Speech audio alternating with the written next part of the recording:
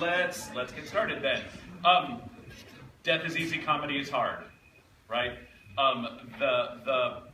The level of specificity required to do a piece like this is a high bar to clear. And really, I want to say congratulations on starting us off on such a strong foot and clearing that bar with so much grace and beauty. There are a lot of things, I have a lot of notes that are sort of specific to comedy and specific to a piece like this, but I always think that the establishment of the tone is really important. Who is the voiceover person, first of all? Right from there, we have this establishment. I know it's called Epic Proportions. I have some idea, looking at the cast of 700 people, of like what I'm going to be in for. But the voiceover in the dark and the old-timey epic movie music set it right from the beginning. And then who were the first ones we see? Yeah, right there. A physical commitment and a vocal commitment which told us the world that we were in. The great joke is that we don't know we're watching a movie yet. I had just started to wonder, is this going to be the entire piece of like big declamation? And I thought, I had just started to think, all right, stop. And then somebody said stop, and I have so much power.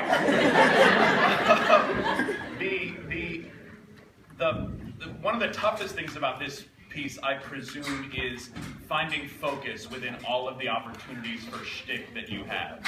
Is that fair to say? Yes. Did you cut a lot of stuff? Did you find yourself doing something hilarious in one rehearsal and in the next rehearsal going, none of this is funny, and let's not do that? Yeah. That's what I think we watched, or what I think we definitely were able to watch, was a really smartly edited, specific piece of comedy. Which was really delightful. And once with any piece that you see, you get to a point where you kind of go, oh, all right, this is what this is going to be, and we kind of get into a groove. And once we were able to just relax and kind of go, this is just going to be lots of fun, that was great. And then when all of a sudden I started to care about the characters and started to care about their relationships, and where you're the older brother, right?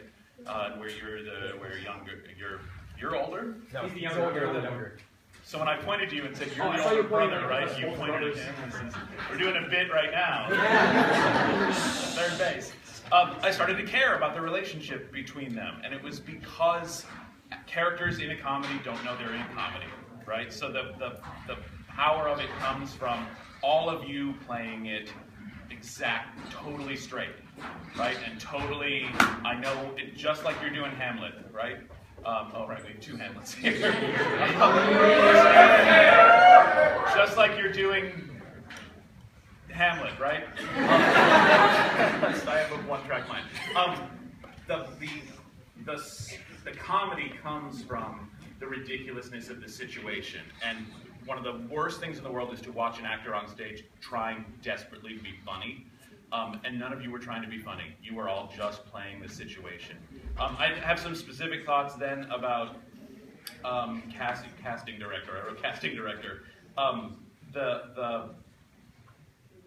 The idea that I was a little unclear sometimes because I thought, okay, she's like a frustrated director who wants to be in the movies, and then when she was actually in it, then it was, I don't know if I want to do this. Establishing maybe more of a specific choice in that trajectory.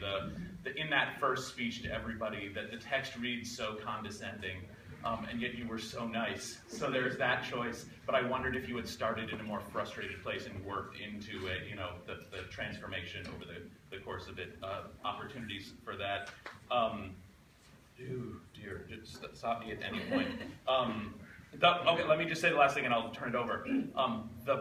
In a piece that is largely about extras, I found myself looking at the people who were in the back a lot, and at those minor parts. And I wrote specifically the 3 best gladiators in the kingdom. Where are you 3 best gladiators?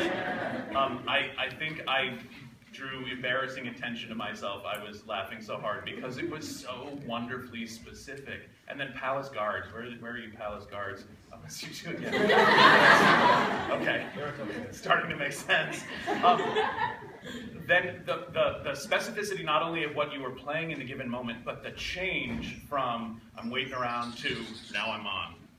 And the physical and the vocal change that happened. I would encourage you to continue to play with, and this is something we'll talk to the director more about perhaps, I would encourage you to play more with the contrast between who they are on screen and who they are in real life. And the people, and I saw that in Queen of Egypt, Queen of Denial, I don't remember what I wrote. This kind of like, honey, could you get me a cigarette kind of thing.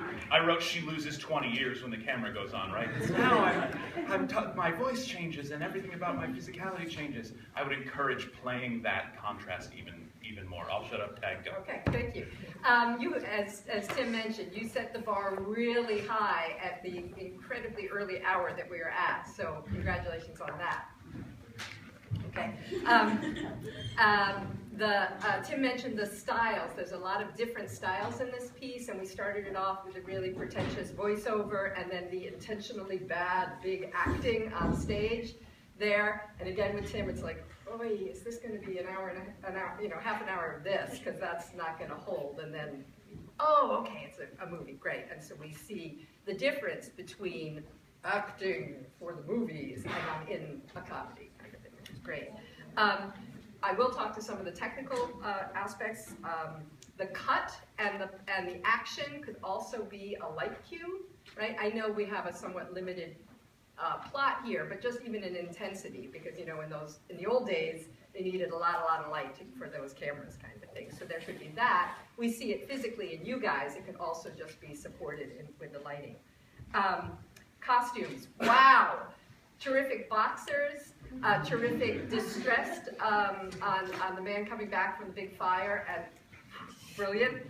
We could also maybe distress Benny when he comes in after the plagues, right? Because we've already seen that you get a distressed costume is funny, and he's just come back from this horrible thing. Speaking of the plagues, I'm familiar with this piece, but I don't know if I would have gotten Frog Lady, because she came in so fast and went out so fast. So I think that just needs a hair more of I am all 10 plagues. And I'm sure it was hysterical, but it was so fast. I was like, was that a frog? I wasn't sure. The great tension on the rope, the actual tension on the rope was really funny and great. And then, can I say something about that? I think that's an opportunity for more shtick. I think the joke of you as a weakling and everybody else as like just pulling the rope with no problem is something that could absolutely be further explored. The two of you are pulling the rope and it's difficult, and then he lets go and you go on stage and drag back on. But then again, great of like the guy with the whip coming and helping out, because we need that kind of thing. Somebody got caught on stage and they weren't supposed to be. Who was that? When the lights came back up, sneak off stage, right? We saw you, right? We all saw you. It's cool. Own it, right? Like, oh shit, the lights came back on. Like doing this doesn't make us not see you. It's gonna happen, right? I couldn't see because of the lights. Oh, okay. Deer in the headlights. The great night scene with the lighting and the crickets. I love that. And Benny was still writing the letter, and he was in a full follow spot, and they were in night dark, but just level of intensity. Maybe he could go all the way out. He's not writing the letter about the love scene, right? We're watching the love scene. And then when they kissed, the lights went out like that. So pacing of, that's a romantic scene, right? So maybe fade the kiss and then snap back up to the letter guy. When you get fast, it's harder to understand you. I'm sure this is not something that no one in this room has heard. And it's also really hard when you get really high up in your register. So fast and high and articulation are not a happy marriage there. In the tent scene, we were being lit by a follow spot. And then actors moved out of the light. But a follow spot moves, so you could have followed them. And I was doing that like, with my body over there. Also, in the fabulous pyramid scene, wonderful lighting on that, and that really cool, whatever that thing was that was lighting Cecil B. DeMille, great. I was sitting house right, and you guys had the lantern, which is fabulous, but we're pretty much completely in the dark. But as you exited, you were silhouetted against the sight for me, and so just maybe and I know each theater is different, switching the blocking, so, because I love that they're in the dark, it's a dark pyramid. But if we could at least see the silhouettes, because there's a lot of storytelling going on with the brothers and the lover there. We're done.